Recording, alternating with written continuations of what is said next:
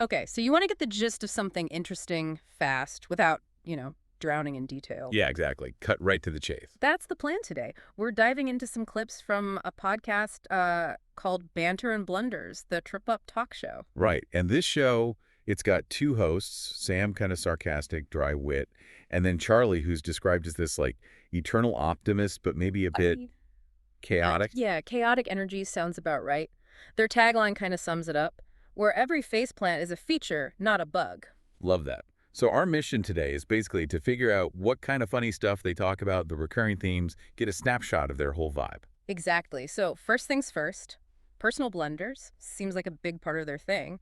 Sam apparently microwaved a metal bowl again. Again, oh boy, resulting in a, quote, disco inferno in his kitchen. You could just picture it. Totally. Sparks flying, maybe some smoke. Yeah. Yeah, and it's that sharing, right? That self-deprecating thing. Makes them feel, I don't know, more real. Uh-huh. Relatable. Then there's Charlie's story. Tried to flirt with a barista. Oh yeah, this one's something. Apparently called the barista a Mocha Human. Mocha Human. Wow. Okay. Yeah. And surprise, surprise, got blocked on Instagram afterwards. Ouch. And Sam's reaction. Pure Sam. Sarcastically suggested maybe interpretive dance would work better next time. That back and forth seems pretty central. Definitely. We've all had those facepalm moments, haven't we? Speaking of awkward, they also dive into weird news. Right. Like the guy in Sweden, his parrot kept squawking code red. Uh-huh. And he thought it was a real fire alarm. Yeah. Uh, Led to evacuating a whole Denny's. During breakfast rush. Imagine the chaos. A parrot causing a Denny's evacuation. That's pretty absurd. With humors just in the sheer ridiculously of it all. Totally. And then there was the other Swedish story, the town that elected a dog as mayor. A golden retriever, yeah.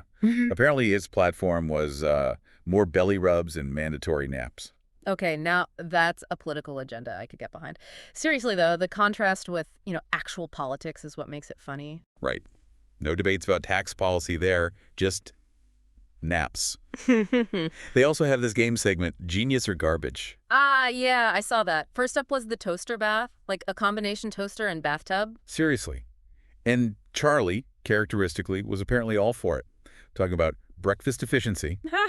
Efficiency while bathing with a toaster. Okay, Charlie. It's that optimism again, right? Even faced with, well, potential electrocution. Sam naturally brought it back down to earth, called it just a toaster in a kiddie pool. Pretty much sums it up. Accurate, dangerous, but accurate. What was the other invention?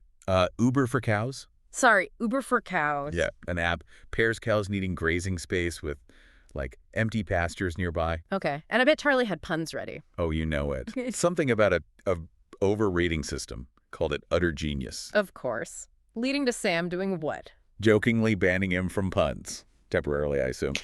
But yeah, that banter is the show, isn't it? It really seems like it. So the overall feel we're getting, it's light. Definitely doesn't take itself too seriously. Very self-deprecating, silly even.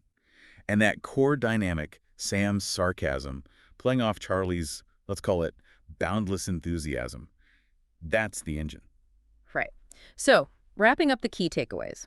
Banter and Blunders leans heavily on personal screw-ups, weird news, that genius or garbage bit. All delivered with this lighthearted, funny tone, really driven by the hosts' clashing but complementary personalities. So it sounds like a show for when you just want to laugh at the absurdity of things, maybe feel a bit better about your own little mistakes. Exactly. And, maybe something to think about is why that resonates. This kind of humor, focusing on fails and oddities. Yeah. Well, how does finding the funny in everyday imperfections, or even the downright bizarre stuff, actually help us connect? How does laughing at blunders, ours and others, maybe help us process that shared human experience of, well, not being perfect? Huh. That's actually a pretty interesting thought. Using humor, even silly humor, as a way to navigate it all. Maybe it's not just frivolous. Yeah. Maybe finding the funny in the faceplant is the feature, not the bug. Worth considering.